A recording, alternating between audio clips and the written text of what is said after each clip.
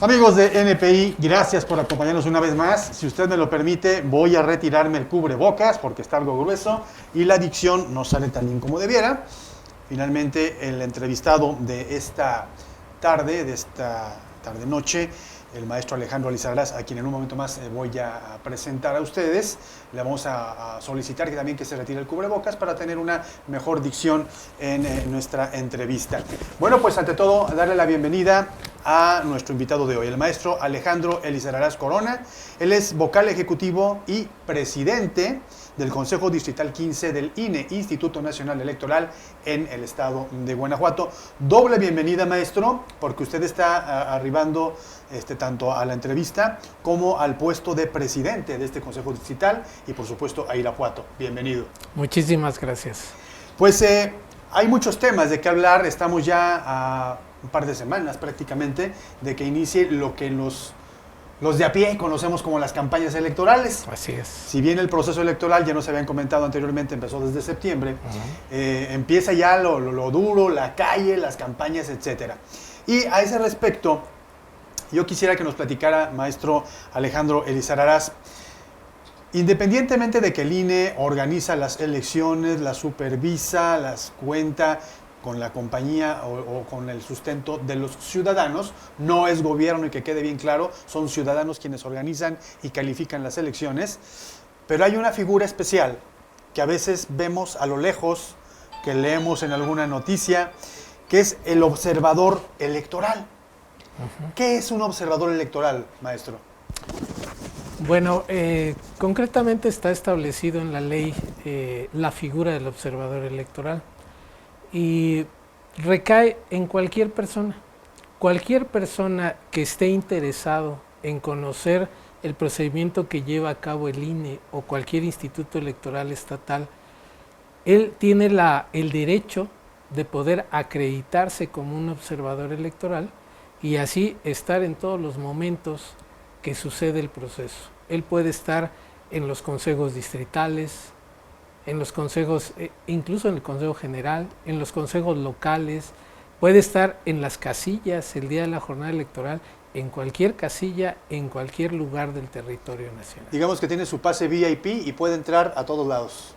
A todos lados, siempre y cuando esté acreditado como tal, como observador. ¿Y qué se necesita para...? En primera instancia, pues, ¿cuál será el interés de un observador electoral de estar viendo qué es lo que ocurre? Y segundo, ¿qué se necesita para que pueda tener esa acreditación? Claro. Bien, primero, es una forma de participación ciudadana. Cualquier ciudadano que desee participar, que desee contribuir a este desarrollo democrático que llevamos, que desee seguir la ruta de su voto, pues ahí está la opción. Que no le tocó ser funcionario de casilla, que no es de un partido político, que no trabaja en el INE, pues, y está interesado en qué pasa con los votos, ahí está la oportunidad para participar. ¿Qué necesita? Es algo muy simple. Necesita llenar una solicitud pidiendo ser observador, 2 fotografías y copia de su credencial de elector. Y ahora, pues todavía más hay apertura, porque además de que él puede llevar esta solicitud a cualquier oficina del INE o del OPLE o del Instituto Electoral, en este caso del Estado de Guanajuato, ahora ya también lo puede hacer en línea. Hay un portal de observadores, http:// observadores.ine.mx, ahí entra la liga, va a llenar su solicitud en línea, va a subir un archivo con su credencial de elector, un archivo con su fotografía, e inmediatamente la Junta hace la validación y le mandan para que él elija cómo hacer su curso de capacitación, que ese es otro de los requisitos. Lo puede hacer de manera presencial o de manera virtual también. ¿Qué le enseñan en ese curso? Bueno, se le da el panorama general de qué es el proceso electoral, cómo funciona, cómo funciona desde la integración de un consejo, las sesiones de consejo, el registro de representantes, todos los actos preparatorios a la jornada electoral y por supuesto el día de la jornada electoral, a qué hora se instala una casilla, quiénes son los representantes de partido acreditados ante la casilla, a qué hora se cierra la casilla, cómo se reciben los votos, incluso posterior a la jornada. ¿Sí? Cómo se traslada el paquete electoral al Consejo Distrital, cómo llega al Consejo, cómo se contabilizan las actas y en su caso el recuento de los votos posterior, incluso hasta que el tribunal resuelve todas las impugnaciones que pudiera haber habido e incluso cuando el presidente del Consejo entrega la constancia de mayoría al candidato ganador. Todo esto se le enseña a un observador electoral porque él puede estar presente en todos esos actos. Digamos entonces que es como que mostrarle la película de lo que debe de ocurrir para que cuando llegue el momento él ya sepa qué es lo que debería estar ocurriendo y si no está ocurriendo entonces sí pueda emitir sus recomendaciones, no sé si recomendaciones, pero sí observaciones. Sí, de hecho él puede generar un informe al final que puede entregar a la autoridad correspondiente. No tiene un peso jurídico, quiere decir que no sería una prueba en el caso de un juicio de inconformidad, por ejemplo.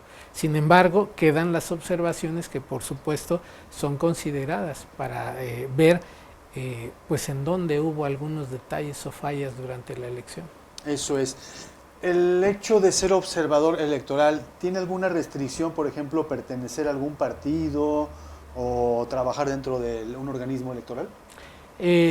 Bueno, el trabajar dentro de un organismo electoral, pues generalmente quien trabaja ahí el día de la elección ya no tiene más opciones porque está ocupado. No tiene realmente una restricción como tal, puede ser cualquiera que se sustente como ciudadano, incluso puede ser parte de una organización puede registrar completa a todo un grupo de ciudadanos para ser observadores electorales. Entonces hay esas dos modalidades, pueden registrarse de manera individual o a través de una asociación. Digamos que son cuidadores de la elección. Pues yo le llamaría más por el nombre, observadores. Así es. Apelando a la buena voluntad de los mexicanos que vamos a hacer las cosas sin hacer trampa.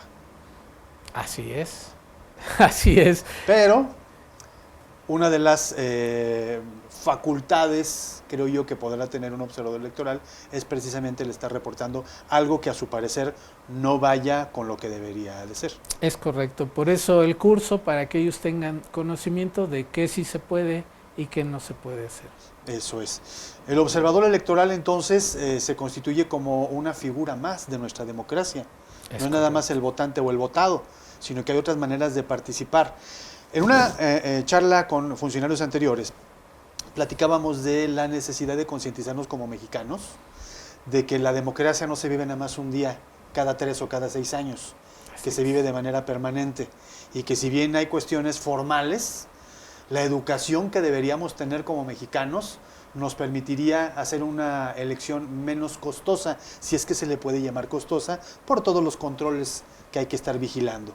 Sin embargo, creo que el día que nos concienticemos y podamos participar con acreditación o no, de estar viendo lo que está ocurriendo en nuestra colonia, en nuestra manzana, en nuestra ciudad, yo creo que ese día va a ser un puntito más para nuestra democracia. No sé qué piense, maestro. Sí, definitivamente. Ahorita evidentemente hay todos estos candados y controles que parten de una percepción de la desconfianza o un proceso de la desconfianza.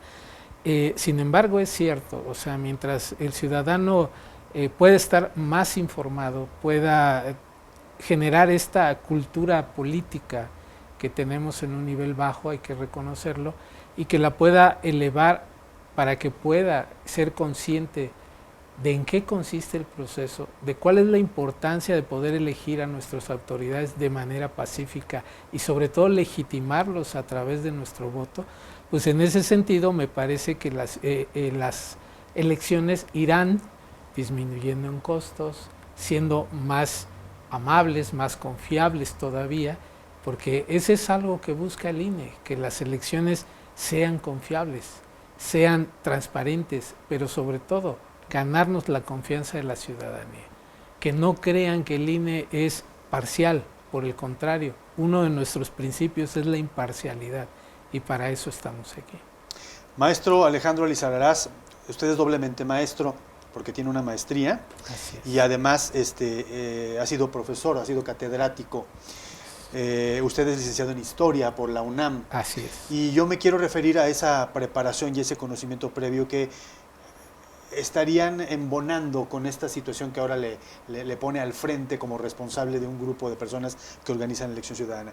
Usted, precisamente como conocedor de la historia de México y por supuesto de la historia universal, pues tiene el antecedente de lo que le ha costado a los mexicanos llegar hasta aquí, hasta el hecho de tener un grupo de ciudadanos que no tienen dependencia directa de alguna persona o algún partido o alguna ideología y que pueden organizar.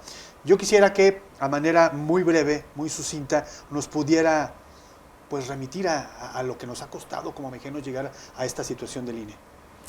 Bueno, es largo, pero podría yo empezar en aquel momento coyuntural en que hay una apertura política primero, con aquella reforma del año del 77, que se da desde mi punto de vista por la presión social.